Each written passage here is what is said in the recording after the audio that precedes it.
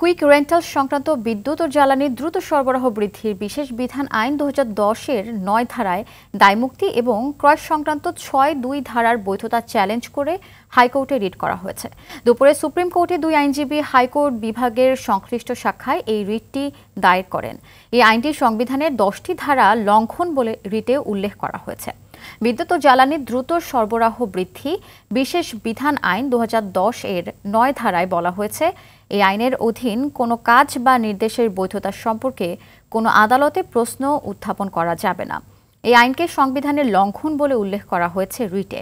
বিবাদী করা হয়েছে আইন মন্ত্রণালয়ের সচিব, অর্থ বিভাগের সচিব, বিদ্যুৎ জ্বালানি ও খনিজ সম্পদ সচিব, পেট্রোবাংলা চেয়ারম্যান ও বিদ্যুৎ উন্নয়ন বোর্ডের চেয়ারম্যানকে।